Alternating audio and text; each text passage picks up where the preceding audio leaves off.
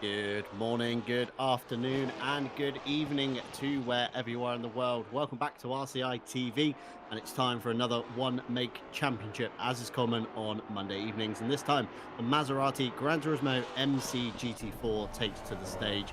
And tonight, we're bringing you round 5 from Laguna Seca, 3.602 kilometers in length with 11 turns. I'm your lead commentator for tonight, John Dalton. Alongside me is Jesse Lee, with Stewie behind the cameras. And of course, next door to us, as always, the live stewards. Welcome, everyone. Well, welcome in, John, for the final race of the championship. And it is an absolute pressure cooker of a moment. A couple of different positions to decide. And the biggest interesting point to me is this AM class that we've got going on here. The way the races have gone, the way that some of the drivers have signed out has left us with a barn burner. The finale today. Yeah, absolutely splendid championship still going on, both in pro and AM. And if you're wondering what's going on with qualifying at the moment, we do run a split qualifying session. So the first 10 minutes or so is reserved for the AM half of the field, and then later on, pros will start to flood out on track once the clock hits 11 minutes. Dan Van Zoofen with the quickest time at the moment. Smith, Boss, Island and Carr and Crombeen in that order. And Boss is looking to try and capitalize as much as he can tonight, Jesse. Yeah, we talked to Kevin Boss. I mean, we all talked to Kevin Boss, part of our broadcast team over the weekend. The weekend of Boss, as I called it. Well, today he's a race car driver, and he has a chance to win this championship with Wheelie Slow Racing. Gonna have to do a little work, and he knows that. He said that, well, first and foremost, I've got to be the best car out there in my class. I've got to win this race here tonight. Hope that the chips fall in a favorable position. Well, one of the good things is he was quick in practice. I think he might just be the fastest car out there in the AM class. We'll have to see. Yeah, he's really got to get some lap times drilled in. Ease those Pirellis in, of course, with the new 1.9 tyre model. Graining and damaging the tyres in the warm-up phase is even easier than ever in GT4s, of course, Jesse. do not come with tire blankets. So first kind of half of this qualifying session, you're going to see some average times, I would say, and then towards the end they should get faster and faster. Track status, of course, only fast at the moment as well. 26 degrees air, 32 degrees on the tarmac. Makes it for a scorcher today, Jesse. This is normal California weather, John. There's nothing odd about this at all. In fact, this is spring weather here in California, and this is a bit of a shock to some, certainly, and it will torture the tires just a little bit, but I'm out here in a jacket. Yeah, I'm certainly not used to this kind of weather. This is practically the height of the British summer at the moment with conditions like this. As Chris Carr comes across the line with a 1:32.930, cementing himself in that fourth place of kind of no man's land, where not quite quick enough to catch a guy ahead, but he's certainly quicker than Tim Ireland and Crombeen behind. And big slide through turn one there, dips a wheel over the curb into the kind of, what would you call it, Jesse? Gravel, dust, grass? Well, no, What it's is it? actually yeah, it actually is grass. It's dry brown grass. Everyone sees it and goes, "Oh yeah, it must be dirt." I mean, there's dirt under it, obviously, because it's ground, but it's dry brown grass. You come here at the right time in spring, though, and this place is absolutely green. That grass is well and truly alive. Little Easter egg for you: if you go back to some of the original Gran Turismo PlayStation games, this place is absolutely fluorescent green. Why is that? Whenever Polyphony came over to scan and take photography of this racetrack, it was spring. It had just rained. It was bright green. I can't imagine a green Laguna Seca. That sounds really, really strange to me. So I'm going to have to certainly go and do some research, I think, after this to see what you're talking about. Kevin Boss currently in P2. Slight improvement on his last time by. Cements himself just behind Dan Van Zoofen. So we're going to have a battle of the Dutchies at the front. And Tim Ireland now comes to the line, currently a 1:33.8. Does improve to a 1:33.3, although not enough to overtake Chris Carr on the grid. Crombeen back in the pits with just about a minute and a half to go. He's probably called it a day on the qualifying session. Tim Ireland does get another stab at it, and I think 11 minutes is the magical number when the AMs must finish their lap and give way to the pros on circuit. Certainly is the case. Everybody well versed now at the end of the championship and how that works. No real violations in the last couple of races of being on the track at the wrong time, but now is the time.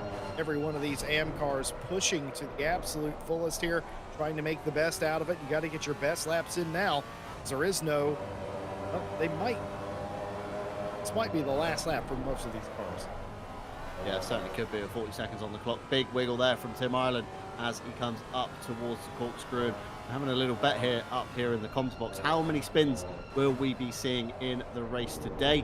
I went with 6. Stewie, I believe, went with 10.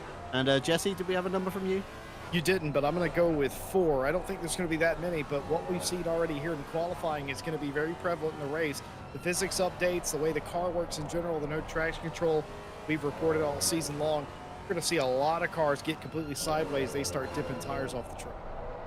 Yeah, absolutely so. And it's very easy to dip tires off the track, especially when you're trying to find every single second that matters. Clock hits just under 11 minutes, so that means that the pros can now start coming out as Tim Ireland bins it in the grass, shall we say. The exit of what is essentially turn 1, although not really a turn, it's more of a kink. Dylan Smith still eligible to finish this lap. Number 11 just ahead of him, Dan Van Zoofen still on a lap as well. And just behind him, Kevin Boss, as the first of the pros start streaming out. The 197 Jordan Daly already waiting to leave the pit lane. They can do, I believe, at 10 minutes on the clock, which should allow, in theory, these AM guys to cycle around one last time.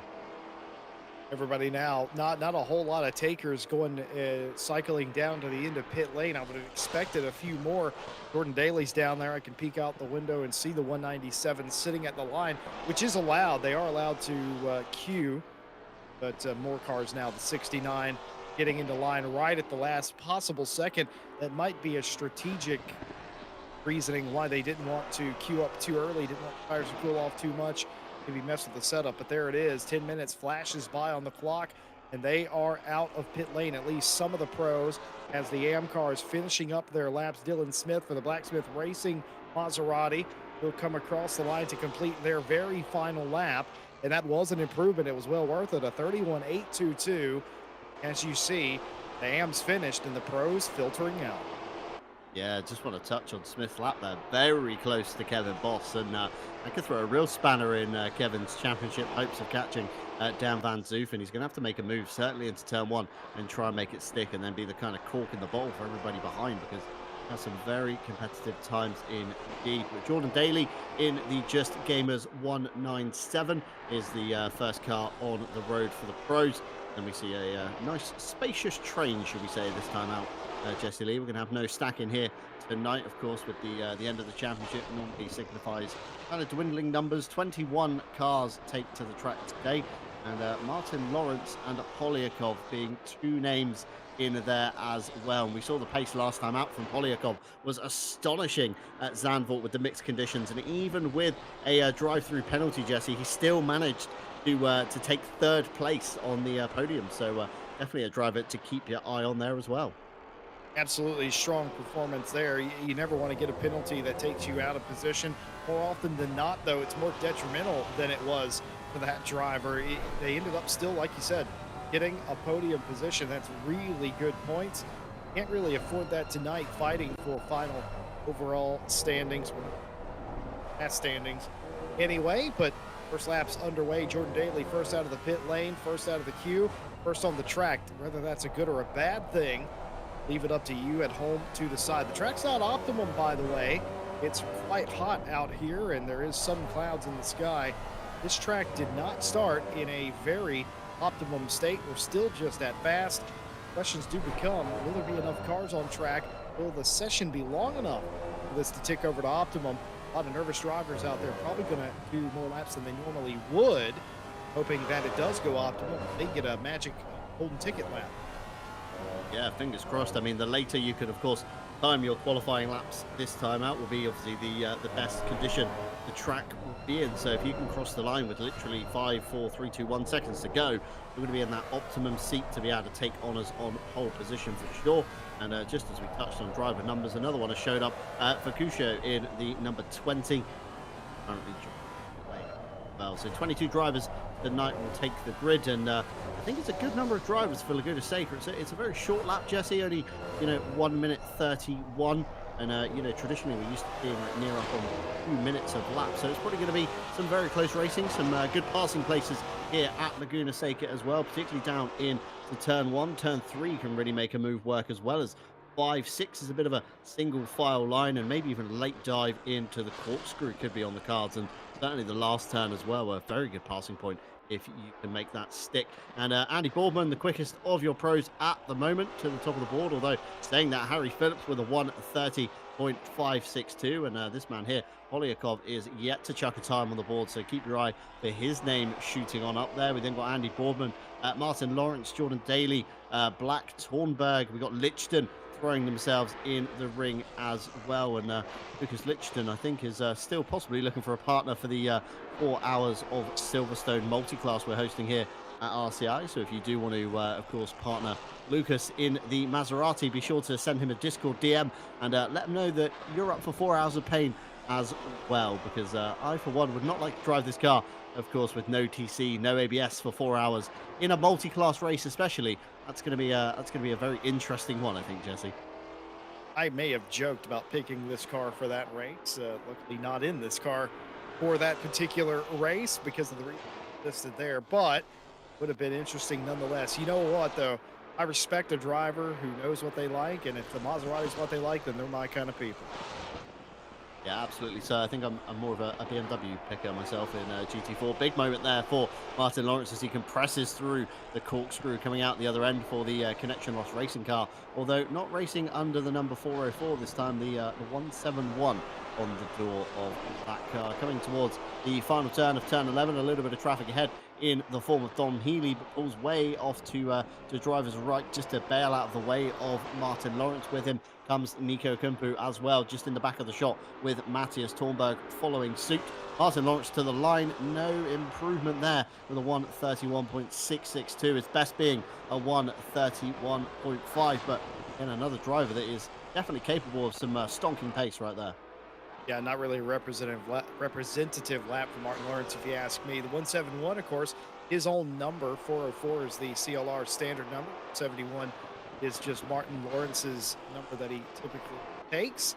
So looking to do a little bit better than that so far. Quite interestingly, something we've seen all season long continues there. Van Zoofen, of course, qualified what is currently the 5th quickest overall time. We're not going to regroup the cars. Wherever you qualify, though, championship standings are by class, not overall. So bear that in mind. Championship in AM right now, there's about 4 or 3 cars in between Zoofen and Kevin Boss for that title. Don't count out Smith, of course, in 3rd place right behind him. It's going to be very interesting if this stands. Hopefully, and I know these drivers are wishing this too, Boardman, Kumpu, and Lawrence, they're going to be hoping that they're able to push themselves up a little bit further up. And in fact, some of them have started doing that. Andy Boardman to Pete. Yeah, we saw last time out, didn't we, Jesse, at Zandvoort when the Heavens opened halfway through qualifying. The AMs managed to get a nice dry lap in on a fast circuit, and then the Heavens opened, and the pros just didn't have enough kind of room to set a fast lap before the rain started affecting them. The track, of course, deteriorated quite quickly, and we saw AMs locking out the front 2 rows of the grid near enough, and Dom Healy really had his work cut out to cut through them on that one. And Polyakov, another man that qualified just behind the AMs as well. Currently in P7, again, another driver that we're expecting to improve. The track has now turned to optimum. There's quite a few cars still circulating around, and at this point, Jesse, it's not really worth coming back to the pits for new tyres, because chances are you're not going to get them in that kind of magical pressure and temperature window with just under 3 minutes to go. No, you got what you got here. I don't really think you're going to benefit too much from that. If you've had an exceedingly terrible lap, I think, yeah, maybe you can work that out and it'll be just fine. But if you've had a decent enough lap, you do have what you have. See some of the pro cars already in. Jordan Daly ran the 5th quickest time. They're in the pit lane. Phillips, your championship leader, he has come out of pit lane, sat in there for a few moments. A 30.107. This might just be defensive from the 26 car to come back out and try to fend off Martin Lawrence, who went P2. Klaus Nyring up to 3rd at the moment. Polyakov in 7th place. Kumpu in 4th. All those cars still out there in the fray. None of the pro cars in the pit lane now, though several of them did come back through. Be curious to know if that does help them. So I think it might be a little bit more defensive than offensive at this point. Yeah, definitely. And this man here, Lucas Lichton, spoke about him earlier in the number 140 flat out racing, looking like he had a good lap strung together. Lost a little bit of time in sector 3 and does improve with a 131.355, although not enough just to send him ahead of Thornburg and Van Zoofen. So another stab at the bit he will have. Just 1 minute, about 36 when he crossed the line. So lucky he might even get, no, he's only going to get 1 lap in, isn't he? 130 a lap. So yeah, definitely not enough time on that one. And Daniel Martinez now across the line, currently P16, and does stay there with a 132.412. Does improve the time, but not the grid position. Matthias Aquidon next across the line, 132.347. Does improve with a 132.102, and shuffles himself slightly ahead of Black in the 917. Polyakov currently looking like he's on a very good lap indeed, coming up towards the corkscrew here, nearing the end of the lap in sector 3. Very crucial corner to kind of get right. Gas it too early, you're going to end up coming out sideways. Don't gas it, early enough. You're not going to get a good enough drive on to the last few corners of the track. Just rounding through here, turn 10 and 11. Got to get the braking right for turn 11. Very easy to kind of overshoot. The apex is very flat and locks the rears ever so slightly. Wrestles the car around the corner. And if you need a masterclass of how to drive this car, this man is certainly one to look at. Polyakov to the line. P2 with a 130.215. And he's still got enough, Jesse, if he's got enough fuel in the car to go again. That is correct. I was just going to say that if he's got enough fuel, then he might be happy to run another lap here. He is going to. Definitely didn't let off the accelerator. Polyakov goes P2. He only needs a little over a 10th to take that pole position away, and that's a confidence booster. That lap right there, that separates those 2 cars from the rest of the field. Nyring P3, Lawrence and Kumpu, your top 5 right now. Klaus Nyring still out there on a lap as well. Andy Boardman has called it quits. They are in P7 right now. Other cars wear into the pit lane. So is Black and Martinez, all sitting in the pit lane. Everybody else still out there running a lap. Phillips, the leader currently, comes into the pit lane. The only drivers, actually, we got 4 or 5 drivers inside the top 5 still out there. Polyakov, Nairi, who we're riding on board with now, getting ready to come through the final turn. He's up on his lap, but will it be enough to challenge? He's going to need about 5/10. That's half a second. That is a ton of time. How much has he made up? And will it be enough to challenge the front row? It will not be. It's a 30.640. And several other cars, Polyakov coming across the line now. Yeah, Polyakov to the line. Will he improve at all on that to take the final pole position? He will not, with a 1:30.227, although not too far off his best time. Martin Lawrence there across the line. No improvement to be had there. P5 for the Connection Loss racing car. And one more car just to come across the line. Lucas Lichten. Through the line he goes and still remains in P10, so no improvement there. And just want to touch on Polyakov. Pre-qualifying for Thursday's Champ is up. And he, for some reason, has picked this very car just for a giggle. He's not yet signed up, but he has topped the pre-qualifying as well in the MCGT4. And you can see there the times on your screens from the previous session. Harry Phillips taking Sector 1 and 3 with Polyakov with the best Sector 2 time. Although those times at the front are looking very close between Phillips, Polyakov, and then you've got a nice little block between Nyring and kind of Andy Boardman, Dom Healy territory. So I think we're in for a very close race tonight, Jesse. Incidentally, I think this is the furthest in the field Dom Healy is qualified. It's going to be interesting seeing him race and have to actually pass some cars. Well, we've had 4 races to this point. This is the season finale of the championship, and we have some hardware to hand out. John Dalton, what are the points looking like? Points are looking as such on your screen. Of course, Harry Phillips for Wild Things Racing and Dom Healy for the same team, locking out your first 2 spots. 212, sorry, points to 182. Next up in the queue, Martin Lawrence with 159. Klaus Nyring hot on his heels with 154. Lucas Lichten, great showing last time out at Zandvoort with a 135 to his name. Martin Schaefer not here with us tonight with 124. So Nico Kumpu looking to capitalize on that with 122. Marco Badowski not showed up much in this season with 108. Polyakov with 106. Andy Boardman with 105. So the end of the top 10, looking certainly very close indeed on that one.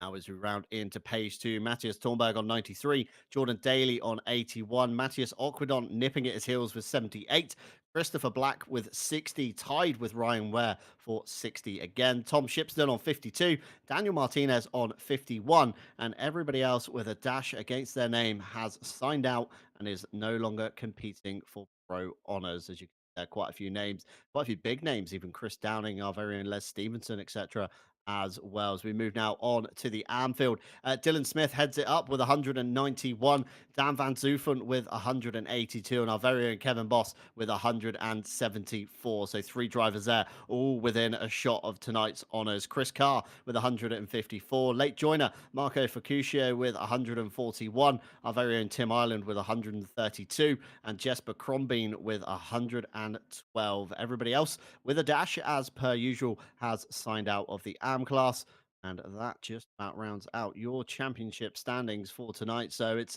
looking super close. We got Wild Things Racing heading the field. We've got Dom Healy kind of halfway down, as you said, Jesse. That's probably one of the lowest qualifying results I've seen from Healy in this championship. Polyakov alongside Phillips on the front row of the grid. So he's going to be a force to be reckoned with. We saw last time out at Zandvoort, the sheer pace that man had in the race was very impressive to see him wrestling the MC GT4 around. Klaus Nyring just on the right-hand side of your screen in the blue car, and Jordan Daly along with Martin Lawrence as well on the second and third row of the grid. So plenty of big names at the front, Jesse. It's going to be a very competitive turn 1.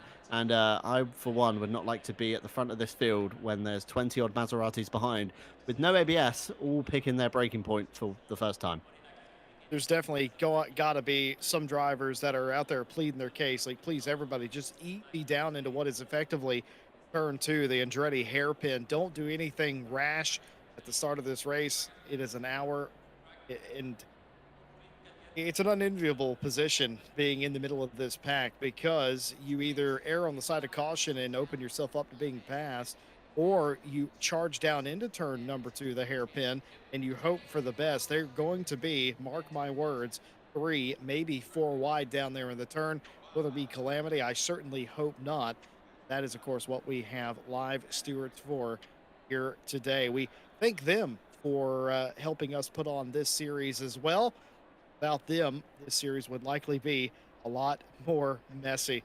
There's one of your championship contenders in the AM class. That's the Wheelie Slow Racing's Kevin Boss machine. They did not out-qualify Van Zoofen in this session, but they can still potentially outrace them. Van Zoofen has qualified very well for all the races thus far, but hasn't necessarily won them all. That championship very well and truly on. And keep in mind, there'll be a motor race that breaks out here at some point. Anything can happen then.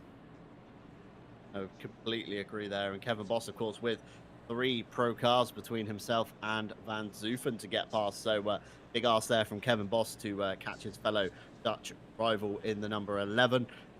Nearly gridding up now with 0 seconds to go. The cars begin to fire their engines and hopefully pull away from the grid. Single file formation lap as always. Double file rolling start here at Laguna Seca, and a fantastic day for it if we can say so. 25 degrees in the air temperature, 32 degrees on the track. And we just want to take this time while the cars pull away just to have a moment with our partners here at RCI. Of course, without them, it wouldn't be possible to do kind of anything, should we say. Of course, the first one being AK Esports, a leading Italian company in esports management and organization across the world, founded in 2005 as an IT company, establishing itself as a point of reference in the hardware sector as well. In 2018, debuted their first official esports event with Porsche, and since then has found success with SRO Motorsports Group and Dallara, among many other brands, including us here at RCI for providing our server solutions. Check their website out in the description below if you believe they can help you at all. And driver61.com, of course, you can get 25% off your driver coaching by using our discount code with a link in the description below and heading on over to driver61.com. From one-on-one coaching to full driving courses, the folks over at driver61.com will have something that fits your needs, and they've helped thousands hone their skills and discover unknown potential. And nextly, Fanatec, a brand that needs no introduction. I'm sure everybody at home knows exactly what Fanatec offer in their range of products and offerings. And you can, of course, check out our affiliate link in the description below if you're looking to pick up any new hardware this season.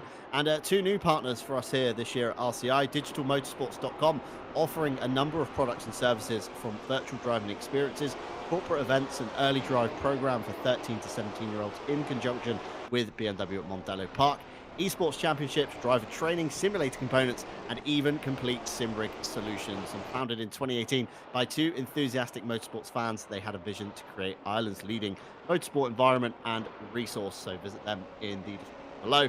And finally, Go Setups, formed to be a premium esports setup store for ACC, with their primary aim to create setups for all skill levels, whether you're esports ready or looking for a safer alternative for your favorite car. And with the 1.9 update coming in, probably a good time to start picking up a few of their packs, especially with the talent roster they have behind their setups and all the development with it.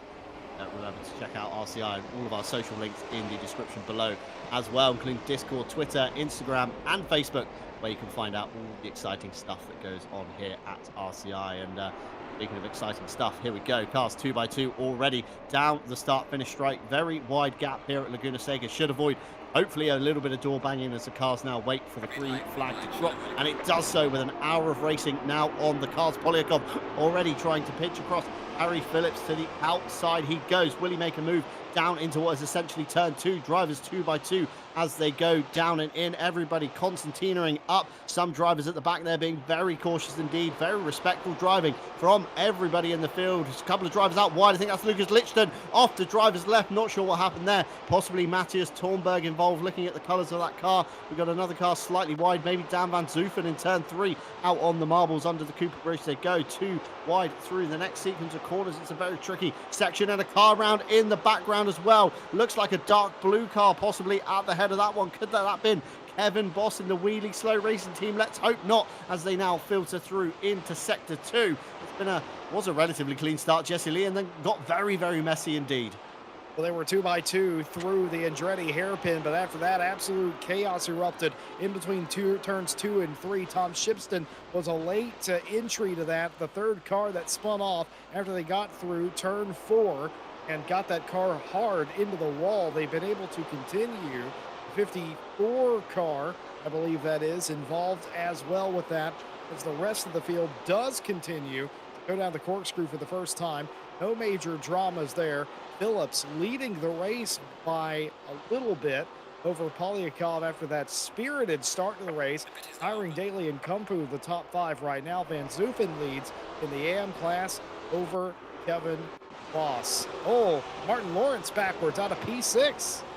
Yeah, Lawrence backwards out of the last turn. Let's have a look what happened here. Nico Kumpu on the inside, pulled across, made it very tight for Lawrence, and then up the inside. Andy Boardman saw a window, and contact was made, and round Lawrence went on the loud pedal, and I think he has retired the car already. I'm not seeing him on the standings anymore, unless I'm being slightly blind today, Jesse Lee. Please do cut in if you are seeing him, but I'm not seeing him on the standings anymore. You're absolutely not blind. This is what happened to Lucas Lichton in between turns 2 and 3. And yeah, just running out of room there, getting turned into the left hand wall. You don't see that very often around here. Yeah, such a shame for Lucas Lichton. He's been a driver that's really shined into the Maserati car and really loves it. Already wants to pick it for the next season of races. This is the Tornberg incident. Tornberg as well, up the inside, a bounce on the curve from Blacksmith Engineering. Nearly caught Kevin Boss.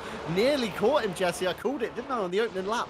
Thought that was Boss, and it was. Great avoidance from Kevin there, not to pile drive the hell out of the car ahead.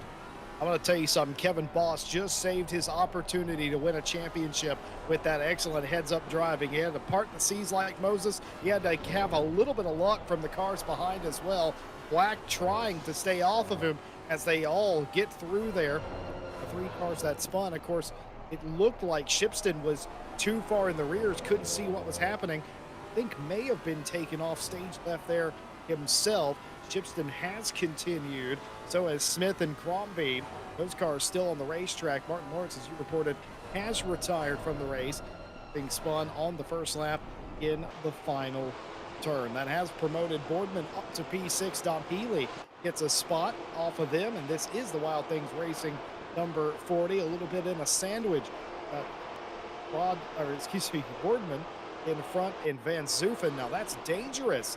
If you are Van Zoofen getting close here, you have absolutely nothing to gain here for Dan Van Zoofen and everything to lose. You got to play this very smart.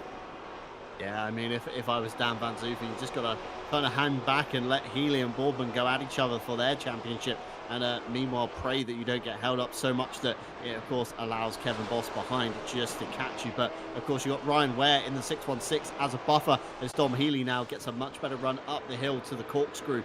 Through turn 6, he went side by side now with Andy Boardman into the braking zone. Of course, the switchback nature of the corkscrew means Boardman will have the inside for the second part, and he might even lose out to Van Zoofen here. Van Zoofen looking around the outside. That will, of course, become the inside for the next turn, although wisely backs out of it, and I think gives Boardman the apex to allow them both through the corner in a much faster manner. But Dom Healy now up to P6. That allows him to try and catch the back of Nico Kumpu, just exiting through the last corner. And a fantastic move there from Dom Healy. Sized it right up from turn 6 all the way up to the corkscrew and just timed it perfectly.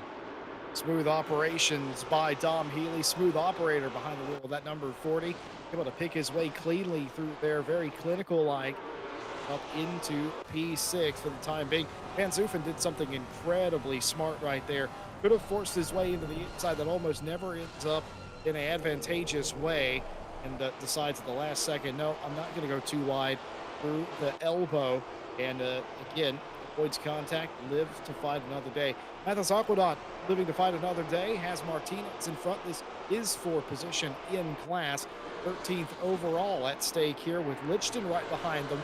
Damage on the hood of that 140 as you might expect, but back in the race.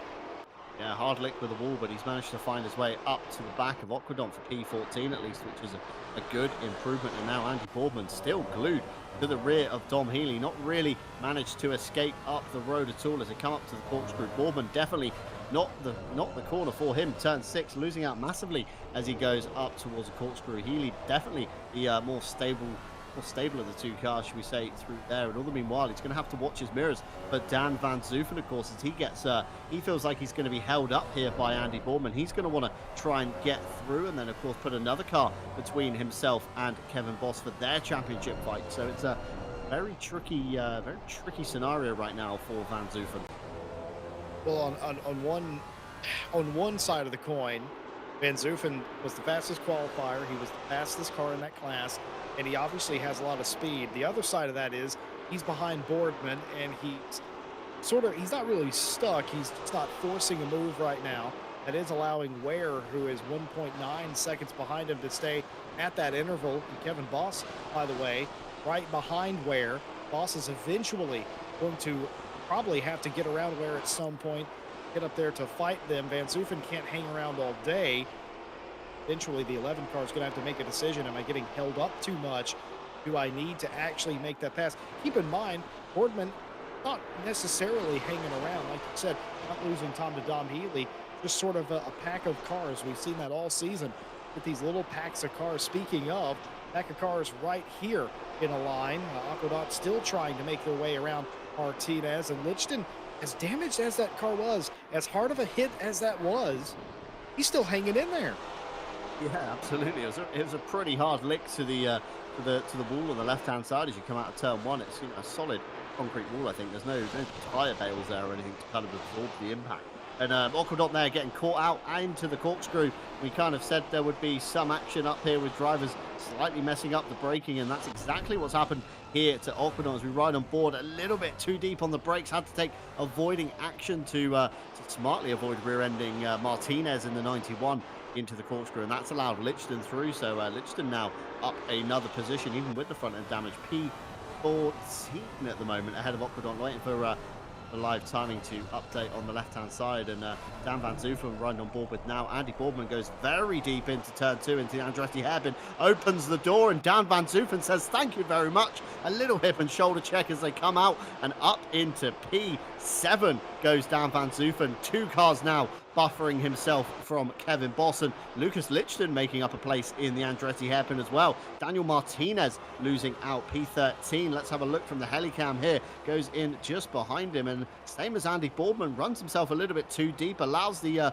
door open, and Lichton says, you know what, I'm having that as well. No hip and shoulder check from Lichton, and a clean pass there, goes defensive into three.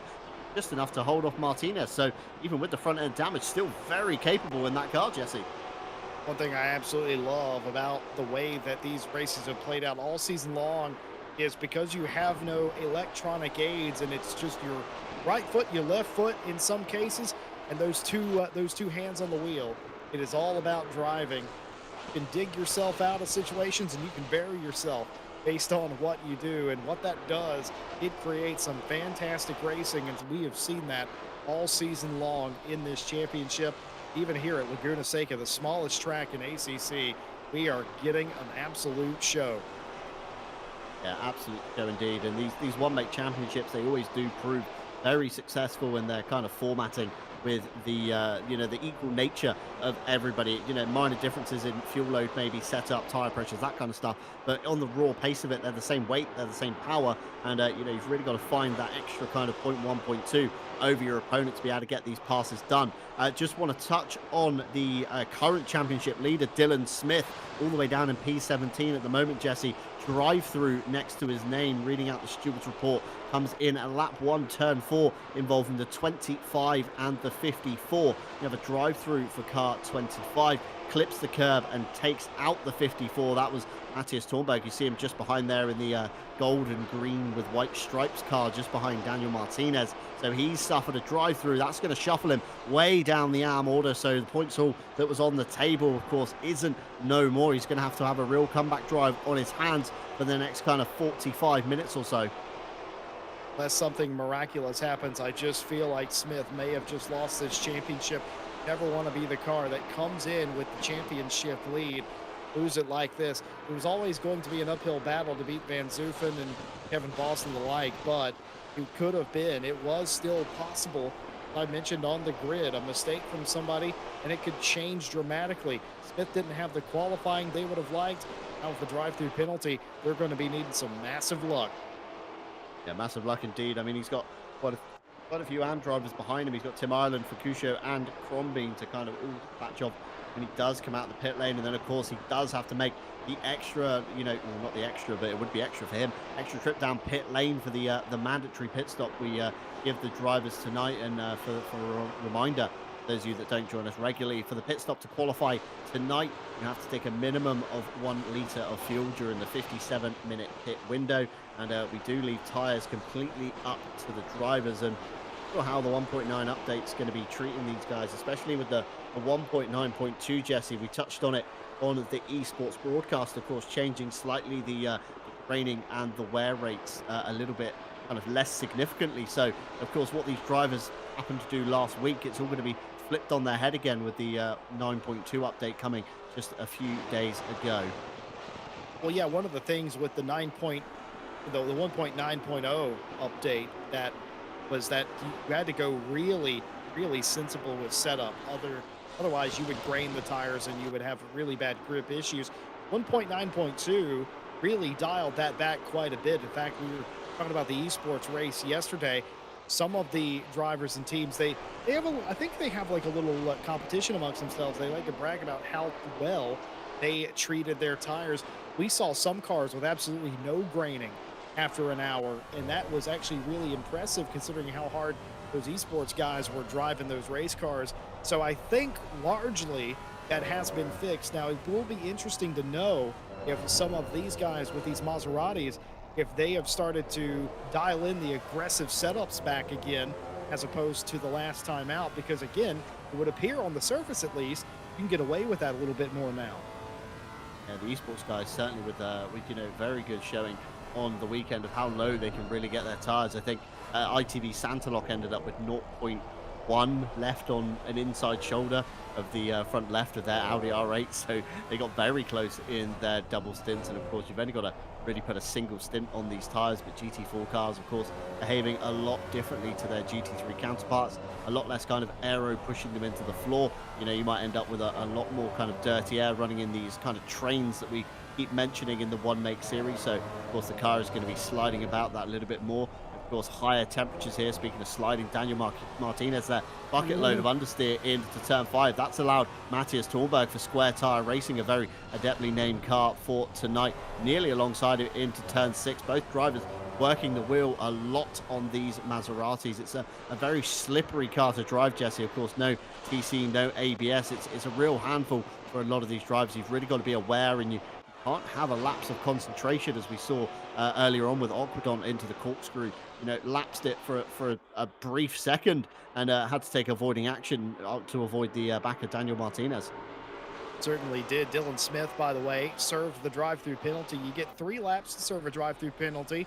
He has done that successfully back out on the racetrack, and he's got the number 20 right in front of him. This could be an important pass. Every pass in your class nets you points, and who knows where the chips are going to fall at the end of the night. So you need to get around this guy to start your comeback, start marching your way those 14 seconds up to Tim Ireland.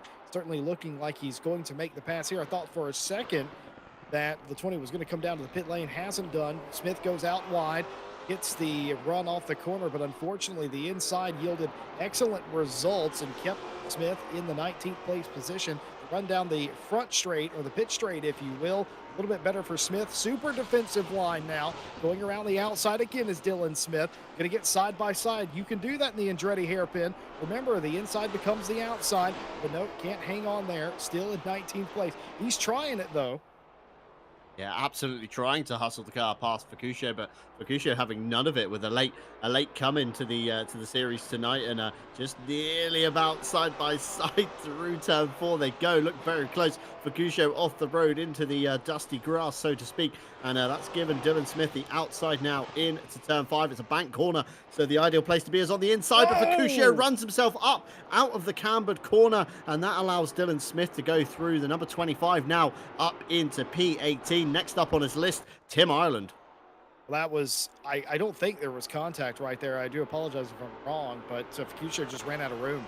Is what happened there. A little bit of mirror driving, as we would say in the United States. That gets you into trouble. They tell you not to pay too much attention to the mirror. Of course, you have to at certain times, but caught up driving in the mirror. Maybe you miss your braking point. Maybe you run a little bit wide. You don't get your inputs in as finite as you would normally get them. Stuff like that happens. Run off the racetrack. No damage to the race car. Position surrendered, though. Trying to come back through the field. Ryan Ware, the pit crew at 616, still in front of Kevin Boss. Boss is falling off the back of this car. It's less than a second several laps ago. But Ryan Ware has a new target in front of him. Andy Boardman. Remember, Van Zoofen got by Boardman. Boardman looks a little bit slower than Ware right now. This car's in the same class. This, of course, for 7th place in that class. Absolutely. So, and just want to touch on positions just as we have a quick race replay here. Tim Ireland looks like on, this is Dylan Smith, I believe. Around the outside, he attempted it. No grip around there, just pure marbles. And Tim Ireland retains the position. But very quick how Dylan Smith is caught. Was that Chris Carr, actually? That'd be Chris Carr in the 104? That is Chris Carr. It's Chris Carr in Ireland. They're fighting over P3 in the AM class. Yeah, Chris Carr and Ireland going at it. And, of course, I thought it was weird that Dylan Smith caught 14 seconds in what appeared to be the blink of an eye.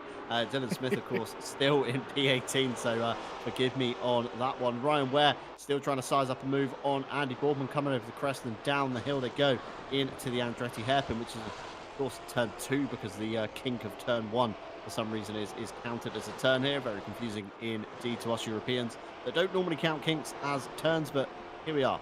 And Ryan Ware, still nothing to be had through the first sector, but Boardman definitely looks like he is kind of struggling and maybe driving in his mirrors a little bit, which, of course, is always a big no-no. It's not what you want to be doing. It can, lead to mistakes as he runs a little bit wide there on that corner. You miss your braking point in a Maserati. We saw earlier with Fukushio running himself up the bank corner that we're going through now of turn 5. It's very detrimental, can lose you a lot of ground indeed. But just want to touch briefly on where Kevin Boss is sitting currently in P10. He does have a nice wall of pro cars behind him, though, Jesse, to the next AM driver that is either Carr or Ireland, depending how this fight now subsides. Oh, wow. They've actually swapped back positions again. Ireland, the replay we saw was Ireland passing Carr for P3. Carr's got back by Ireland for P3 for the time being. And meanwhile, Dom Healy, who did not qualify particularly well, got a couple of positions early, but now is caught to the back of Nico Kumpu. This is for the 5th place position. The Wild Things racing driver trying to get back inside the top 5. I think the most pace being shown by Dom Healy here, but been watching the series, that really isn't too surprising. Definitely not. I mean, Dom Healy's been very consistently quick along with his teammate Harry Phillips throughout the whole of the Maserati season. So it's, it's normal to see Dom Healy this kind of quick in the race. Just didn't quite get the qualifying that he wanted, and really abusing all of this kind of dry grass on the outside of the turns every single turn. Well, you pay for the whole circuit, right? I mean, you might as well use it. We pay for the whole circuit for tonight, so Dom Healy certainly getting us our money's worth here at RCI from the Laguna Seca staff, and no grass to be had on the exit of turn 6, but he's definitely pushing the limits on the left side of those tyres, so got to be very careful. He's not going to pick up any pressure losses and damage to the Pirellis, because of course that much easier to do in 1.9 than it ever was in 1.8. Just want to touch on a few stewards reports as we who comes through the corkscrew first, and it's still Nico Kumpu on that one. A lot of no further actions. We got a warning for car 36 for avoidable contact, but other than that, relatively clean. Other than the drive-through for Dylan Smith, the only penalty so far to be handed out from our live stewards. Yeah, you get to the end of the championship, a lot of these drivers and teams get down to the more sensible races, I would say. I think penalties throughout the course of a season go down and downward trending. Of course, there are the occasional anomaly, but you get down to the final race, especially at a racetrack like here, you're trying to get to the end of the champ at this point for some of these guys. And not to say you're not racing at all. We've certainly seen a lot of good racing today, but cooler and calmer heads prevail here at the end of a season. There's less aggressiveness, I would say, in some cases. There's almost like less at stake for some of these drivers. Of course, if you've had a particularly bad run through the championship and you're just here for the fun of it tonight, and of course you're not going to be trying to make those big lunges and trying to make every single championship point you can. You're going to be having a more of a chill night. You're going to be trying to make some passes where they work, and just not overly driving the car. Just really here for a good time. And if you want to be here for a good time with us here at RCI, you can, of course, Wow, check out our so website, smooth. thenightRaceRCI.com, where we do have all of our events posted in a handy calendar format. So if you're curious to know what you can make fit into your schedule, do be sure to check us out. And Tim Ireland, our resident Monday admin, has given me a sneak peek into the next season he's planning. It's going to be called BMW Academy, and it'll involve a mix of races. So we're going to have 2 races in a BMW M2 TCX car. We're going to have 2 races in a BMW M4 GT4, and then we're going to have 2 races in an M4 GT3. So it's going to be one make, but we're going to have TCX, GT4, and GT3 all in the same season. There's going to be no need for pre-qualifying on this one due to the, of course, multiple cars that are going to be running. So it's kind of going to be a bit of a free-for-all, and of course, classes will be adjusted if necessary. So be sure to put yourself in the right classes at your sign-ups. Of course, head on over to racerci.com, join our Discord, and get a notification when sign-ups go live for that one. Did he tell you you could announce that? He did. I had permission from Tim Ireland himself. Because you know what happens to me usually? They'll give me the info packet on the next championship and say, I didn't tell you to announce. So I was just wondering if they like you more than me, and I think the answer's on. Maybe it's a bit of bias here. We're going to have a word with Tim Ireland, I think, tonight. Oh no, Tim Ireland's not the culprit in this case, but I shall not name the one that I'm on about. Andy Boardman in 8th place, continuing to hang on right in front of Ware. Ware's still there trying to take that position away, 7th in the class, 8th overall. We follow Dom Healy as they're on a educational couple of laps behind Nico Kumpu for 5th place. Still no move there. Mathis Aquadon has caught Lichten here. And remember, Lichten made that move, and it's going to be an accident. Was there contact? I think there might have been. Hard into the inside wall was Lucas Lichten. The flat-out racing team has flattened more of that race car. Yeah, I certainly hope they got enough front ends for that contact? car, but It no, wasn't. It wasn't. Aquadon was innocent. Lichten just a bit greedy on the exit curb. Rear end went from him and just couldn't catch it. So very heads-up driving there from Aquadon to take avoiding action, because it could have been detrimental to his front end as well. But hope that Lichten's got a bumper on standby, because when he comes into the pits, that front end is going to be absolutely wrecked on that Maserati, Jesse. Yeah, that camera angle threw me for a loop. It looked like maybe there was contact at the apex of the corner. That wasn't the case. Lichten losing it on the curb, went over the curb. I don't know if anybody's got the counter. We were talking about the amount of incidents earlier on in the race. I suspected dipping a tire off the track was going to be more detrimental than anything. There you go. It's case in point. Just dipped a tire off the backside of the curb and absolutely went around. But like you said, with Aquadon, excellent heads-up driving. That car ended up right in their lap, and they were able to avoid it. Yeah, it could have been so much worse if Aquadon wasn't, paying attention to what was going on out the windscreen of his car. But very heads-up driving from him. Kudos for the avoiding action there. And Dom Healy still on to the back now of Nico Kumpu. Still nothing to be had between those two. And Ryan Ware makes a move on Andy Boardman. Let's see what happened here. Race replay coming out of turn 6. Andy Boardman slow again. Very bad exit up to the corkscrew. Ryan Ware up the inside, stood on the brakes on the normal point, made the apex, covered off the kind of next inside line of the corner to block off the switchback, and drove it cleanly off the corkscrew. Ryan Ware now up into P8. Andy Boardman down into P9. Still 2 cars between him, between Dan Van Tuffen, and Kevin Boss. And Kevin just losing out time now, down to 9 seconds to the back of this train. So big ask ahead of Kevin if he does want to take the win tonight. Yeah, I just want to go back to that pass right there that we saw. Boardman looked defeated. Just got a bad exit is all that was. That was the speed difference. If you don't hit your exit right, maybe you dip a tire off, all that stuff slows you down. That was all that Ware needed to get alongside him. Boardman didn't even defend in that corner at all. Didn't even try to go down to the inside. Realized that, yeah, this car's coming with a head of steam. Let them go. That's nice, respectful racing is what you like to see. Yeah, absolutely. So knows when he's kind of was defeated on that one, just kind of said, Ryan Ware, you have it. Might see each other in a few corners, and I might be having that position back off you. Speaking of positions, here we go. Nico Kumpu, Jesper Crombeen there, absolutely staying way out of the way. Absolutely not. That was a big nope.mp4 if ever I've seen one, Jesse. Absolutely, man. I thought the 18, I was like, well, does Crumbean see them? He absolutely did. He basically is having a picnic up near the old tree at the top of the circuit. Did not want to be involved in an international incident today. Dom Healy doesn't get that position. Tried to go the long way around, which I have seen work in the past. Doesn't work on that occasion. Kung Fu holds on the inside of the racetrack. Healy now learns something, John, and that's, oh, Kung Fu's not going to let me by. Yeah, Kumpu very defensive there. Well within his right to defend the position there. P5 for the 256 at the moment. Doesn't want to drop down to P6 behind the Wild Things Racing team, and Daly ahead of them. Those guys as well. Wondering if they can catch him if they work together. Dom Healy, pressures Kumpu into setting some fast laps. They might be able to draw up on the back of Daly and then make it a three-way fight for the P4 essentially. Chris Gamers, the 197, just in the kind of back of shot, the front of shot as we keep changing cameras. The flash of the blue and the green Maserati streaking past on your page. There you go. See it to going up into turn 6. He's not all too far ahead of this fight, Jesse. No, he's sure not. He's hoping that they'll continue to race each other just a little bit longer, anything to delay the march. Of course, Daly knows that Dom probably is pretty quick and qualified out of position.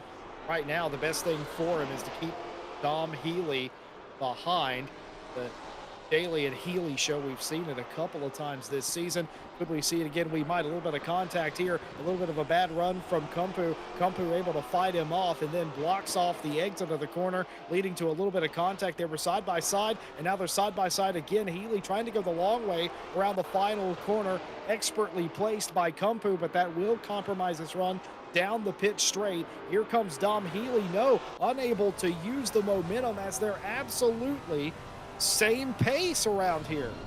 Yeah, Kumpo's not making this one easy at all, Jesse. He's very defensive in it to every Oh, turn. he's parking it on the apex. Making it so tricky for the Wild Things racing car to find a way around the 256 ahead there. And, just fantastic driving from both of these guys. Very kind of respectful. No shoulders out, no ramming each other off the track or squeezing each other unnecessarily. It's all kind of very hard, fair racing at this point in time. Oh my goodness, Dom Healy, he's probably loving it because he's a racer. He loves to race, but Nico Kumpu has given him everything he's got. Parking it on the apex. He's taking away the best line, sliding up in front on the corner exits of these corners. That's what you got to do as a race car driver. You can have speed. Speed is great, but one thing you need to know is good racecraft, and sometimes defensive driving is good racecraft. Down to the inside again. Kumpu gets a bad exit out of the dog leg there and just about gets side by side even with Dom Healy trying to go around the outside again. It hasn't worked for a second time asking. Healy falling back in line. Kumpu gets a better run that time. And your leader of the race, Barry Phillips, into the pit lane. The first pitters in the top so many. Dom Healy, this second Wild Things racing car, into the pit lane. Yeah, Wild Things Racing stacking their cars in the pit lane. The 26 of Harry Phillips and the 40 of Dom Healy, of course, two separate pit boxes, so no need to delay each other here. Everybody gets their own stall in GT3 Racing, which is excellent, of course, for strategy. So you're curious to know what the little orange one and the green box next to Dom Healy means. It is, of course, to do with their mandatory pit stops. And tonight the rule set stipulates add 1 litre of fuel within the 57-minute pit window, and that is all you need to do to qualify. So leave the drivers completely up to their own choice on tyres. I think the stop from in to out for tyres is about 1 minute 4, Jesse, and I think no tyres is about 30-ish, mid-30 seconds. So Dom Healy 37.8 pit in to pit out. Harry Phillips 1 minute 4 flat nearly pit in to pit out. So a mixed bag from the Wild Things Racing team tonight. Yeah, it's very interesting. I wonder if that was choreographed. Sometimes these talk about it. Maybe that was choreographed. The pit stop certainly was slightly different depending on what car you were in, but that could have been any number of things. But the leader out in, they look like that's going to be very interesting whenever this all cycles through. Polyakov, your number 2 qualifier, running number 2 on the road up until this pit cycle started. Well, Polyakov into the pit lane. I'm curious, will Klaus Nyring, Jordan Daly, Kumpu, many of those cars come in as well? They are a little bit further behind, but there's your answer. Klaus Nyring did not come in. Been interesting about the 23.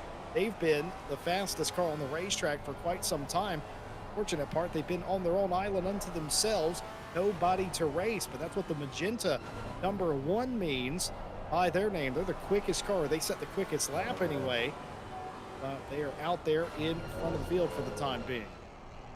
Yeah, of course, quickest lap means they are, of course, the quickest car on the circuit.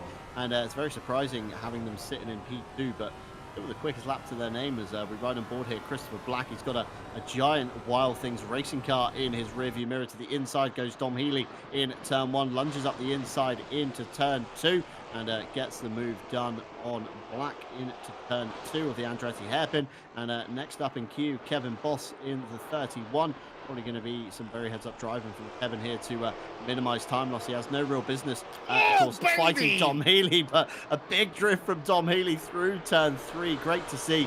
Really showboating the Maserati as he has done in the previous rounds. We saw him at Donington, I think it was, Jesse, with an amazing slide up through, I think it was Redgate, turn 7 at the top of the hill, possibly, before McLean's drift of the day, certainly at Donington. And Kevin Boss, lets on through Dom Healy. So Dom Healy now up into P6. Kevin Boss down into P7, although first in class at the moment because Dan Van Zoofen has pitted, finds himself now down in P16.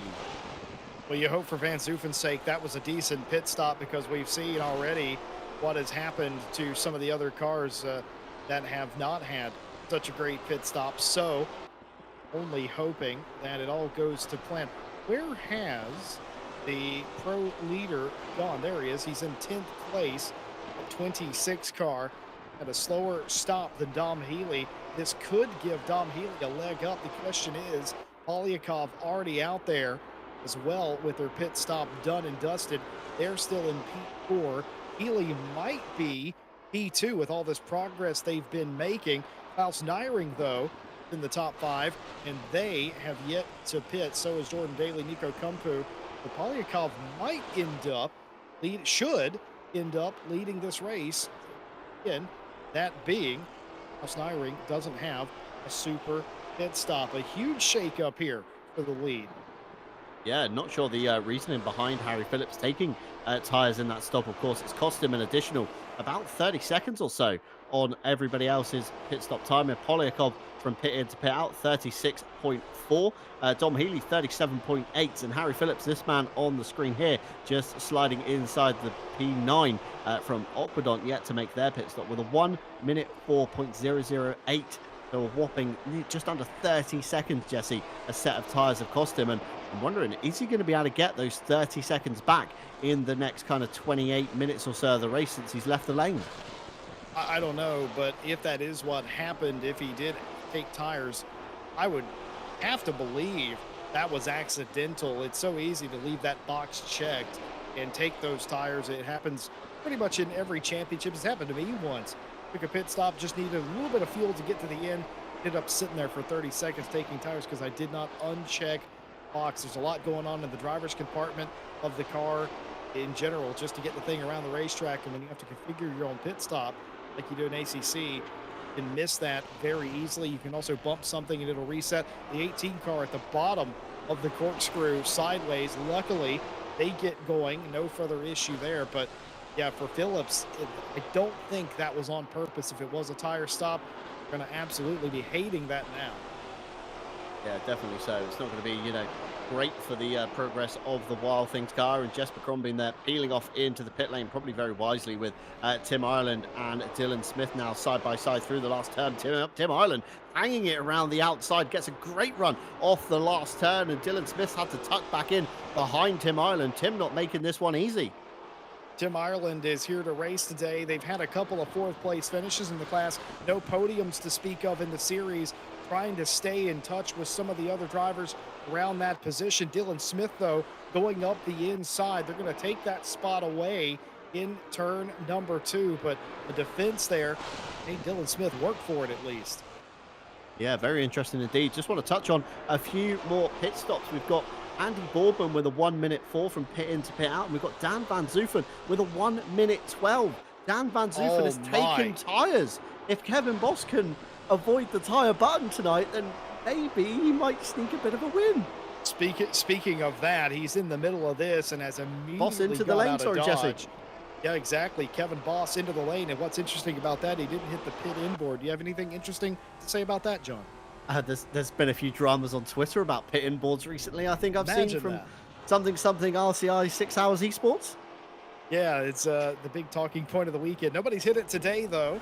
Though, of course, if you hit it here, you're going to probably end up sideways in the pit lane. People are going to laugh at you a little bit. Quick stop from Kevin Boss. I can tell you that was not tires taken on the Wheelie Slow Racing number 31. This could be a fight for the race. This could be a fight for the championship as well. Kevin Boss did not take tires, guaranteed. Now, the question is for Van Zoofen, did they mean to take tires in the first place? Are those errors? Did they think that it would be more beneficial to do so at this stage in the race? I would probably argue with 25 or less minutes left in the race, like when Boss pitted, it's probably not advantageous to take tires. You don't get the best out of them. When some of the other cars pitted, it might have been a little bit more advantageous to do so, but I'm still sticking to my guns. I think it was a mistake. Yeah, I reckon it was as well. And Kevin Boss still with his indicator on the car. Got to be very careful. He's not going to signal to somebody behind for the wrong move. And bear in mind, Jesse, Dylan Smith, after taking the drive-through, still, of course, has to take his mandatory pit stop. So although he's just behind Kevin Boss, he's got to make another trip down pit lane. So all Boss has really got to do is just nurse the car home now, and he should be golden for top step of the podium. I can almost guarantee Boss doesn't know what's going on right now. Trying to figure out why Van Zoofen's so far away. They don't have the data in the car that we do up in the booth. They don't know what the pit stop was, why it was so long. They'll have an idea something's gone wrong.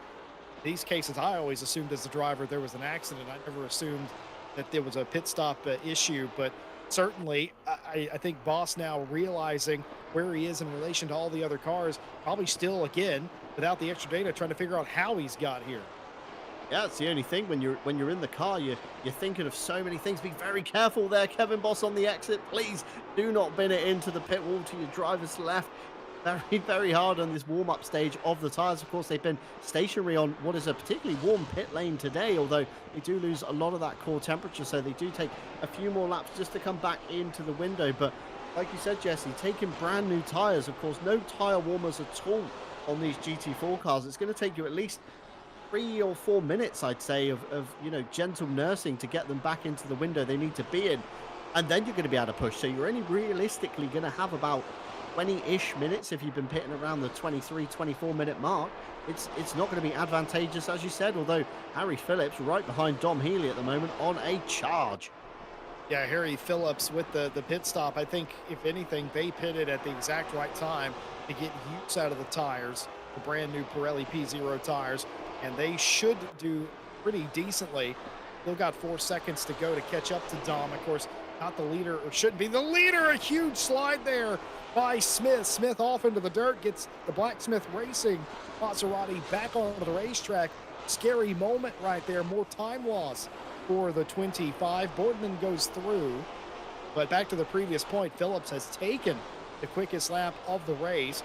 Klaus Nyring, Daly, and Kumpu still yet to complete their pit stop, with Ware all inside the top 5. Polyakov should cycle out, the leader of this race, though it might be slightly close between him and Klaus. We'll have to see how that all goes.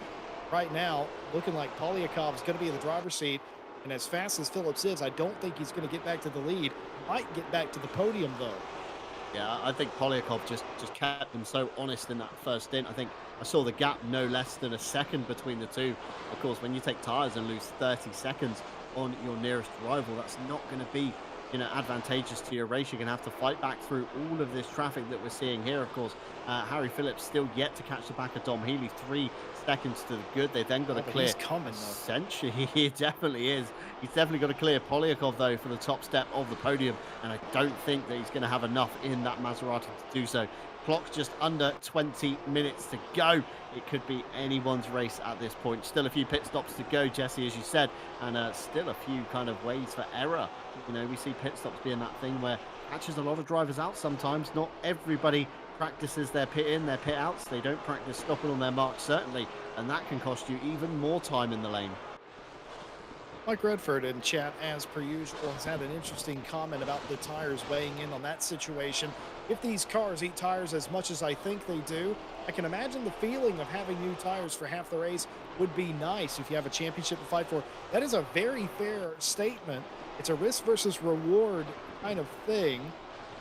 Again, we talked a little bit about the time in which it would take you to do the pit stop, but also when you decided to take that pit stop being very important as well. There certainly is a point in the race where it would have been advantageous to do.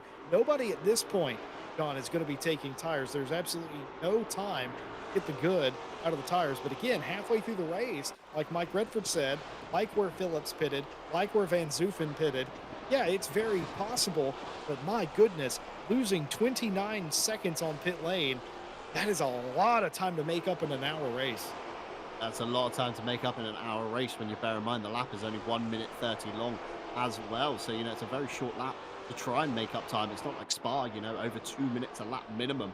At least there you can certainly get the kind of goodness out of the tyres if you do decide to switch, especially through the middle sector. But of course here at Laguna Seca, it's a very short natured track. There's not many crucial turns that rely heavily on grip. A lot of corners are banked and cambered that kind of suck the car through for you, etc., such as turn 5 and 6. They got a nice little bit of inside camber there. Dylan Smith using all of the inside that he can, and Dan Van Zoofen now on those newer tyres, coming up behind side by side into the corkscrew, although Dylan Smith not making this one easy. Van Zoofen, I think, locked a wheel on the crest of the hill, very well held together, and Dylan Smith just about holding on, holds the inside now for the next sequence of corners. If he can keep it tight, he's going to be able to cover off turns 10 and 11 as well, and this is only delaying Dan Van Zoofen on getting to the back of Kevin Boss, Jesse.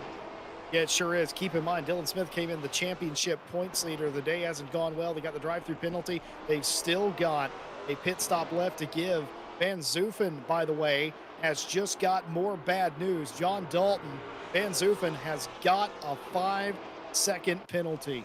Yeah, just tuning into the stewards here at the moment. Lap 25, turn 6, involving the 141 and the 11. So that's Tim Ireland and Dan Van Zoofen. 5 seconds for Dan Van Zoofen for an overtake with contact. No position returned.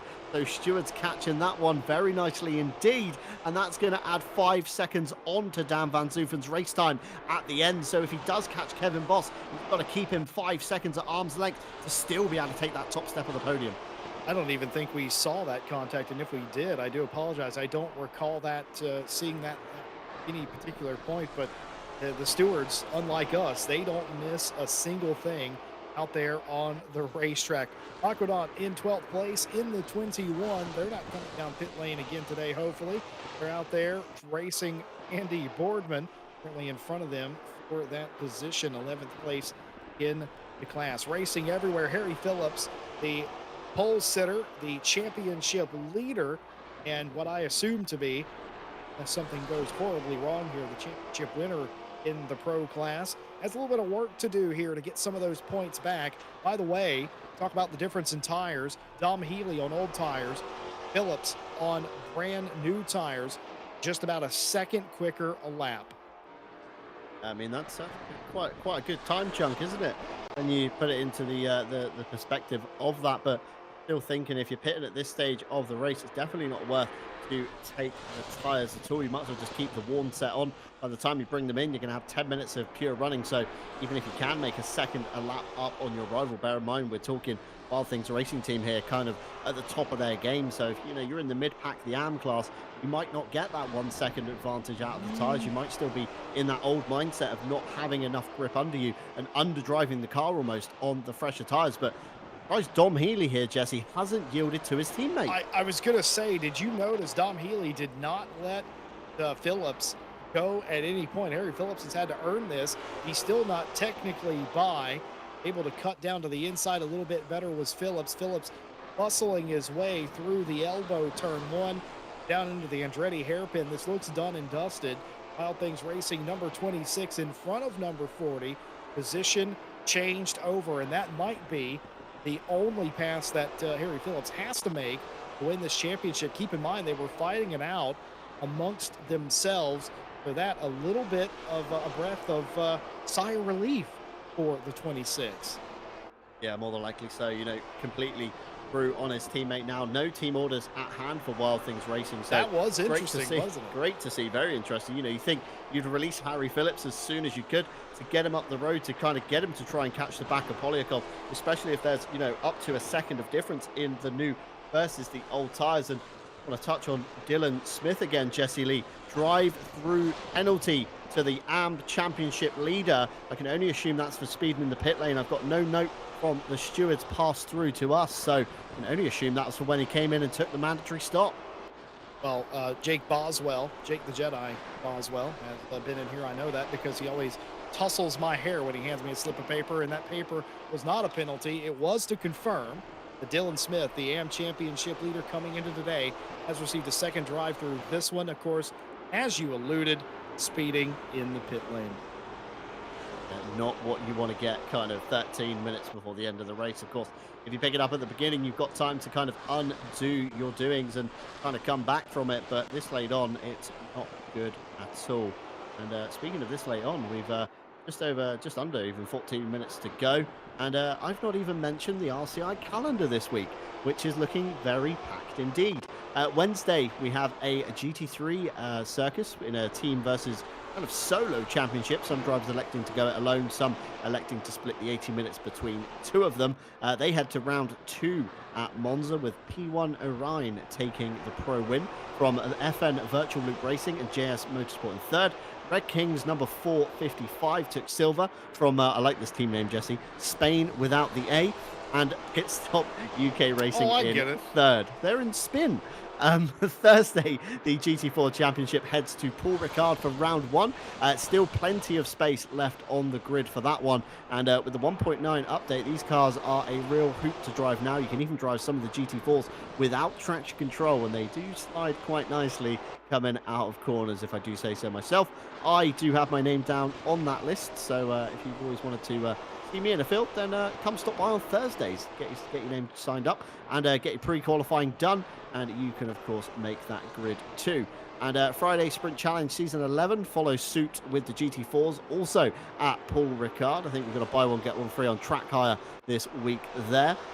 Last time out at Alton Park, Martin Lawrence took the win from Christoph Verstappen, while Grant Willamot took third. In silver, Reese Wilkinson beat Marvin Steyer and Daniel Durrett to the checkered flag. And Saturday, Night Owl Season 13 takes us down under. Watkins Glen victory went to Jordan Watson from Javier Marquez and Miles Dixon, while silver went to Lewis Piper from Alexander Orlix and Fred Ferreira, as Jordan Daly with a contention for the drift of the day, I think there.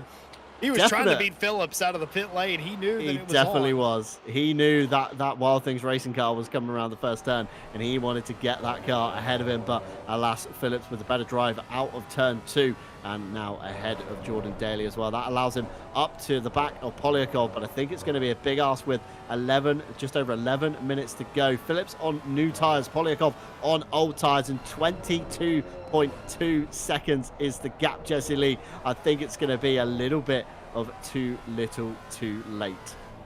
A little bit too little too late perhaps, but also it's going to be interesting because I think he has done enough to win this championship and might still be in third place if Nyring doesn't take tires. Nyring might cycle out in between Polyakov and Phillips here. Never know, maybe Jordan Daly has the secret ticket here as Phillips's tires start to wear just a little bit. Keep in mind, it's been 20 minutes on those tires. They could start to give up some of the good extra grip that he's had. Never can tell, but 22 seconds, it was 6 to 8 seconds he ran down Dom Healy in about 10 minutes. So do the math there, it still be a bridge too far. But what Nyring does where they come out, it's going to be quite interesting, I suspect, again, between Polyakov and Phillips. But I will say, I have been doing the math you might expect, and third place still good enough to give Harry Phillips the pro win in the championship. Absolutely. And speaking on championships, Dan Van Zoofen is now past Kevin Boss, just under 3 seconds gap on those guys. Of course, Van Zoofen with the 5-second penalty. Kevin Boss, definitely, I would say so. He was very close indeed, 0.8 I think last time on one of the sector times, and then all of a sudden it's up to nearly 3 seconds. So I'm wondering what happened there. I'm not sure if any stewards are looking into anything, but we'll keep our eyes peeled and see what happens on that one. But Kevin Boss has got to keep Van Zoofen within the 5 seconds to be able to take that top step of the podium away. Well, we're going to see. This is Jesper Crombeen. They found themselves in a couple of unadvantageous positions today for the second time at the bottom of the corkscrew, this time making contact with the wall, just hopped over the top part of the curb, no braking in the air, and into the barrier for Jesper. Yeah, I think that's our first major incident in the corkscrew today, Jesse. Yeah, of course, Crombeen was backwards in there at one point earlier on, but I don't believe they had any contact, so I'd call that a non-incident in that case, but definitely made it to the barriers there. I've seen several passes take place or attempt to take place in the corkscrew, but no real incidents. One car I cut corkscrew, but that is just about it. Kevin Boss now P2 in the AM class, 4 seconds and hemorrhaging time to Van Zoofen now. 5-second penalty, mind you. And right now, technically, Boss is still in the lead, but I have a feeling it ain't going to be like that for long. Yeah, I got a feeling that 5-second window is going to open up very quickly, and Van Zoofen's just going to drive away, of course, on those fresher Pirellis versus Kevin Boss's kind of 52-minute-old Pirellis by this point. Of course, they've gone through the hardest stage of their life with the heaviest fuel load in the car as well, so probably not going to be all too healthy. And now team orders coming into play here. Carr and Smith switching positions so Smith can get a few more championship points to his name to see if he can claw on to the top step of the honours here today at the Maserati Cup. Well, it's smart to do, especially if you're leading the championship. If your car, you gotta be a good teammate here, honestly. I know some people are going to hate that comment. They're going to hate, oh, they should race it out. But realistically, if you think about it, at some point you do have to play the team game, and you do have to try and help your teammates, and that's certainly what I would expect to see. Dylan Smith now gaining that position up to P4 and hoping something happens to Van Zoofen. It's going to be close regardless, folks, in this configuration. I did the math, and quite frankly, too close to call. We're going to wait the final standings. Hopefully we will have them. You know what? We're just not going to end stream tonight, John, until we get the final standings from Tim Ireland. We are not going to end the stream. Let's hope they come through pretty swiftly then, shall we? Because some of us do have day jobs to go to tomorrow, Jesse Lee, and we can't stay up all night. You've got to go to work tomorrow, and Stewie would like to stop talking to us for one day this week. Yeah, I think Stewie's definitely had the overdose of John Dalton and Jesse Lee this week, especially We from, do apologize, Stewie. I didn't design it like that. I know I do the broadcast stuff, but I didn't make it like this. It just happened that we spent this much time together, and There we go. There's an incident coming through from Jake Boswell. He's just come through the door, flapping a piece of paper at myself. Lap 32, turn 3. This is your answer, Jesse, involving the 31 and the 11. That's Van Zoofen and Kevin Boss. No further action. The 31 spins and it taps the 11. So that was where all the time went on Kevin Boss. yeah, just feeling the pressure of the moment, John, if you ask me, for the 31, Yeah. and maybe lit up the rear of the car, trying to get as big of a run off the corner, knowing that Van Zoofen was coming. And unfortunately for Van Zoofen, apparently got a piece of that as well. Luckily for him, he's been quick enough that it has not mattered. 5.6 seconds, actually a bit more than that. The next car in the AM class, more than that, 7 or 8 seconds. So Van Zoofen, even with a 5-second penalty, is still going to end up in #1 position in that class. As long as they hold on to that for another 5 minutes and 30-some seconds. It has been a gauntlet for the driver of the number 11 tonight, but it hasn't really mattered. This E-Sky liveried car has put on a show. Absolutely so. It's been a very good drive from Van Zoofen, and maybe tyres was the right call to take after all in hindsight. Who knows? Hindsight's a wonderful thing, Jesse. Who would have If only called we that? had it. Yeah, Klaus Nyring now one of your last drivers into the pit lane. Currently your race leader, 11 seconds to the good of Polyakov. We're probably going to see him streaming past very soon alongside him in the pit lane, and I think he has done already. Harry Phillips as well in the 26th. Next in queue, I think he's also going to jump Klaus Nyring on that one, although I'm not quite sure because around the last corner now. Just looking out the comms box window, Harry Phillips around the last corner. Klaus Nyring is in fact already moving towards the pit limiter line, and we might see a similar scenario to what we saw with Jordan Daly versus Harry Phillips through turn one. I think Klaus Nyring has just about managed to hold off Harry Phillips. Yeah, he's going to be almost exactly in the middle of these cars. Actually, not really in the middle of these cars, but he's going to have a little bit of a gap to Phillips behind. I still think Phillips is going to be the quicker of the two cars, but 4 minutes left in the race. How hard do you want to try it? Certainly, Phillips has probably done the math in the interim week between this race and the last race. Kind of probably knew who he had to beat, where he had to race. He had to beat his teammate, Dom Healy, is what he had to do. He has done that at this stage. And in fact, Jordan Daly, of course, in between his teammate and him, which further helps Phillips's case. So again, not the biggest deal. Third place, like I said, should be good enough to guarantee the championship. But, you know, is Jesse Lee. Dan Van Zoofen in the 11 car. He's not done. He is not quenched. He's got Aquidon in front of him in 10th place. Where did Aquidon come from? Was racing in the mid-teens earlier on in this race. Finds himself in 9th place right now as Black comes in to finish the cycle of pit stops.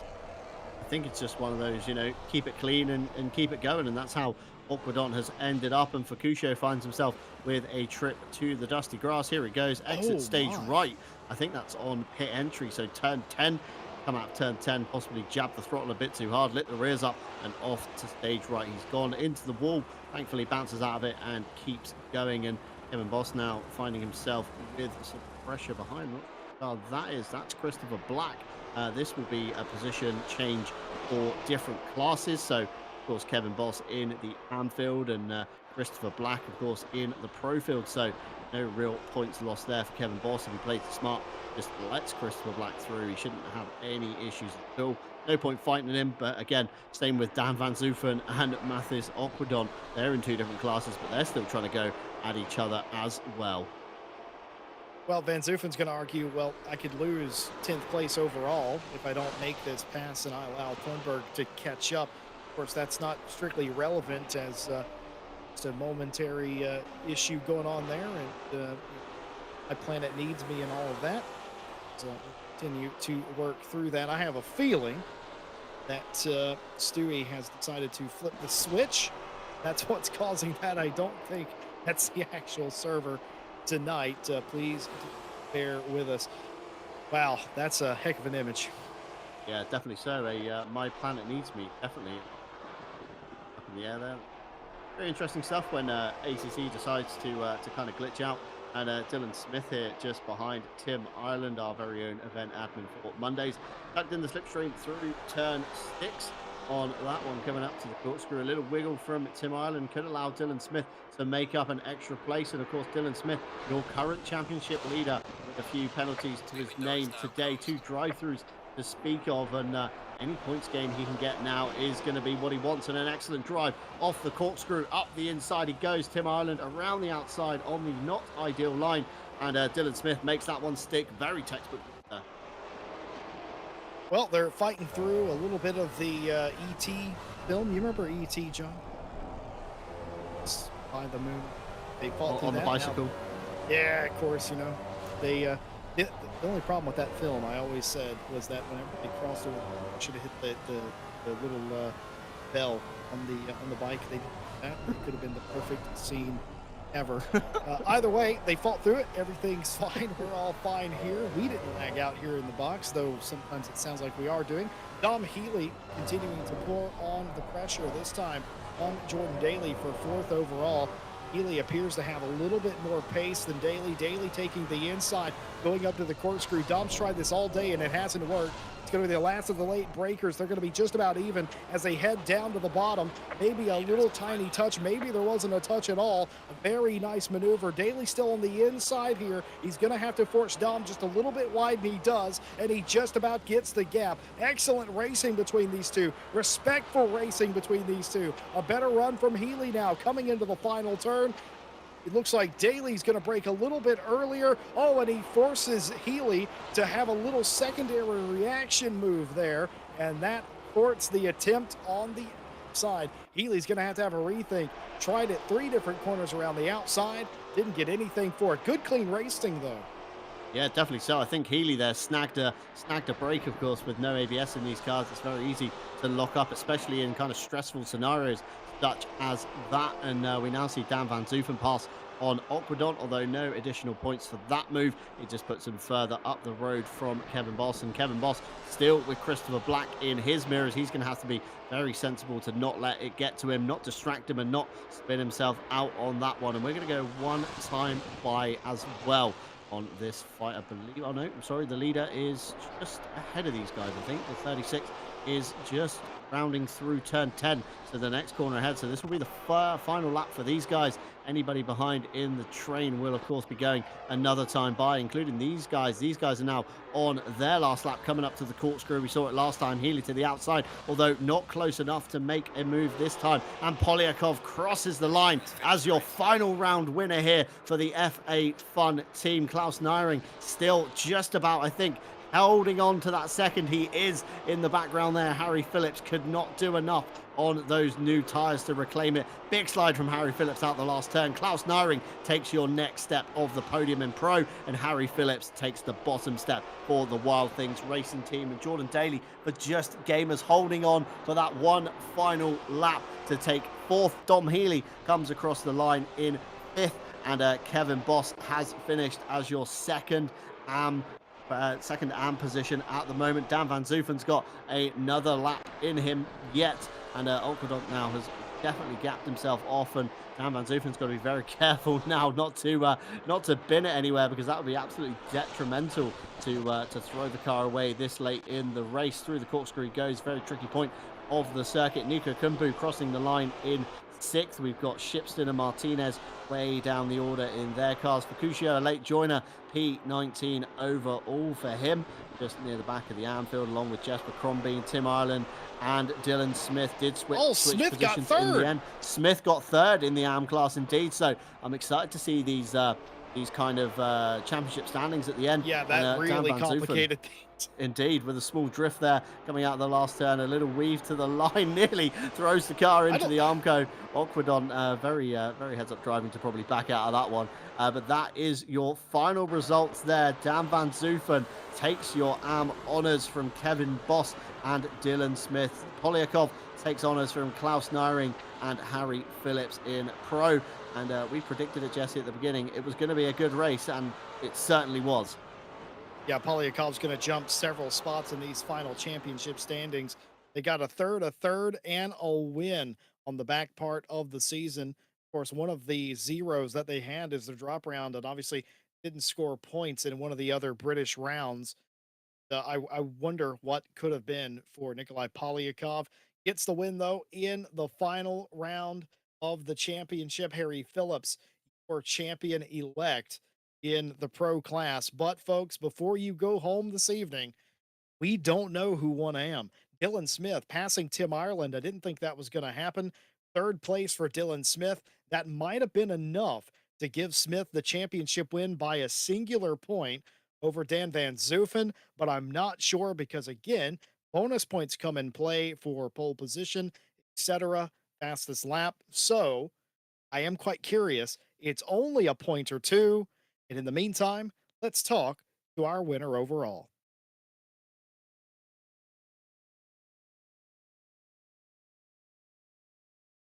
Welcome into the box, Polyakov.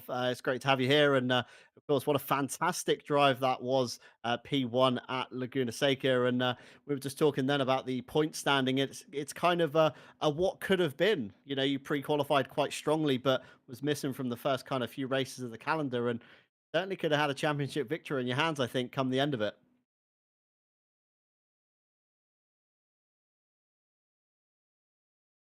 Don't think Polyakov is there just So yet.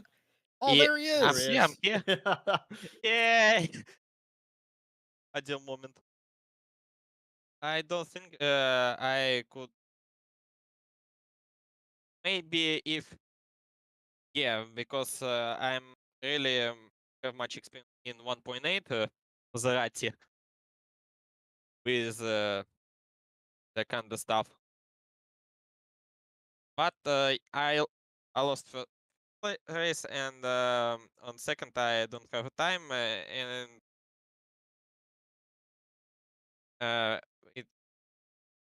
my opinion I have a session with 1.9 learn learn the car and the game. So what 1.9 definitely the kind of banner in the works, should we say? Everybody having to almost relearn the car. But Polyakov, I think last time out at Zandvoort, you definitely put on a kind of masterclass display. And I noticed for your pre-qualifying on Thursday's GT4, you also did that in the Maserati. So are we going to see another showing of the Maserati masterclass possibly on Thursdays with you? Maybe I made qualifying for reason for I have tax. With that I have a choice for races in the day. Right now, don't think I can really take part, but it's maybe plan B on some not good day. Maybe. Good to see you in a championship, showing how to cheat with a car with no ABS and no traction control. But fantastic race tonight. Really solid result, and saw a bit of a mixed strategy. Some drivers took tires, some drivers didn't. You, of course, one of the drivers, I believe, didn't. What was your reasoning behind that? Were the tires still feeling quite good at the half an hour mark, or because Harry Phillips made up buckets of time on his new tires, but just wasn't enough to warrant taking them at the time. Um, with race presets without fixed time on a fuel, it's quite hard to gain an advantage, even if tires uh,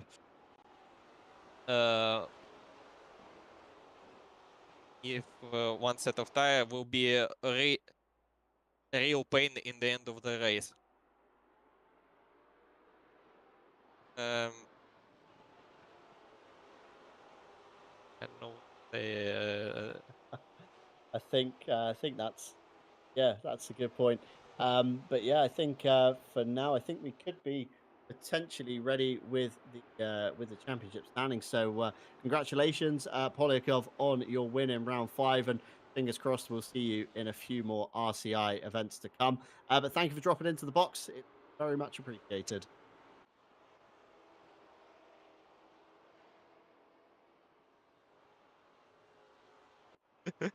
Glad to And Nikolai Poliakov there. A man of few words, I think we shall say. But we do have your final championship standings on the screen. Jesse Lee, and I think your American mask might have been right there. Harry Phillips taking pro American honors. mass. Hold on a minute. I knew that would get a bite. Harry Phillips taking your overall top step of the championship with 272 points. Dom Healy making it a Wild Things Racing 1 and 2 with 226 points. Klaus Nyring with 212, and then a nice gap back to Polyakov with 171. So maybe what could have been if he had shown up for the first few rounds of the season. Lucas Lichton did very well, 163 points, just about pipped Nico Kumpu to the post on 162. Martin Lawrence with 155. Martin Schaefer with 155. Battle of the Martins there, and Lawrence coming out on top. Andy Boardman with 139 and Jordan Daly with 129 rounds out your top 10 in pro. Moving on to page 2, Matthias Thornberg with 121, Mathis Okradon with 109, Marco Badowski 108, very good showing considering the small amount of rounds he showed up for. Ryan Ware with 97, Christopher Black with 85, Tom Shipston with 75, and Daniel Martinez with 72 rounds out your final pro standings.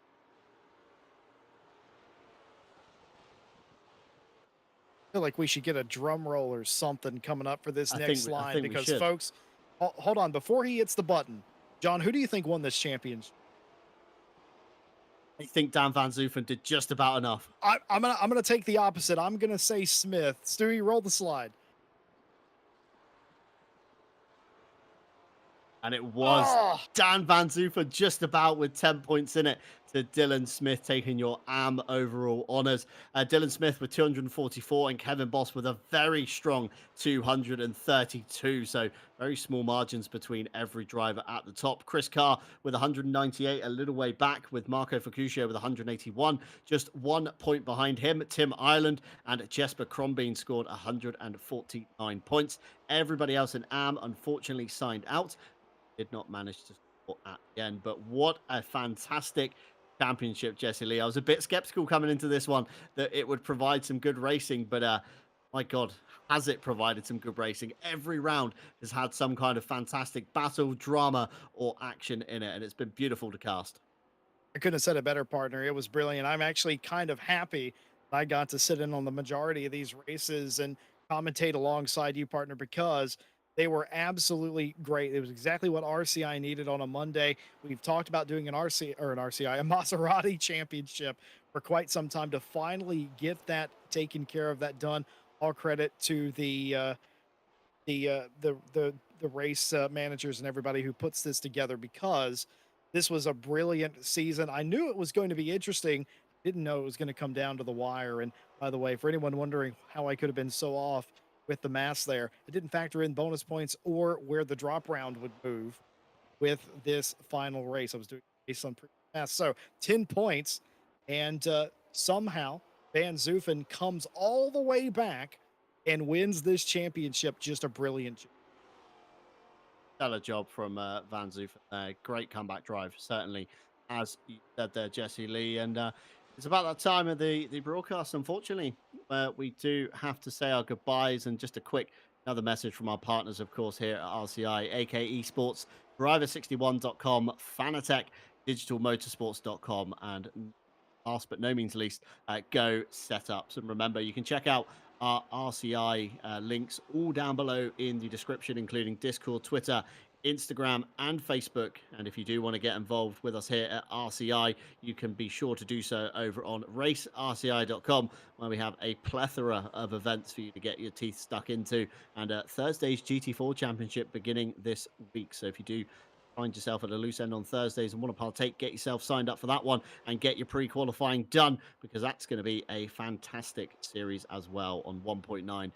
New tires and dampers, the cars feel absolutely amazing.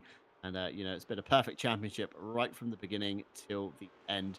And of course, we like to thank every single one of you guys that has been with us on this journey on a Monday. And hopefully next time we're going to see you guys again, because the next event in Tim Ireland's book of plans is a BMW themed event with BMW Academy. It'll involve 2 races in an M2 and 2 races in an M4 GT4, and lastly 2 races in the M4 GT3. So if you do want to see that one be on your screens, and be sure to subscribe, follow, hit the like button, the bell icon, and all that wonderful goodness for us here at RCI TV, because it does help us a massive amount with the algorithms, etc. So we'd like to thank you all. Jesse Lee, thank you very much. As always, it's been a pleasure. And of course, the live stewards next door to us. And last again, but no means least, Stewie behind the cameras, who, without him, none of this would, of course, be possible to bring you. We'd like to bid you farewell for tonight. We hope you have a wonderful rest of the week. I believe we will see you later on in the week on RCI TV for another event. Take care.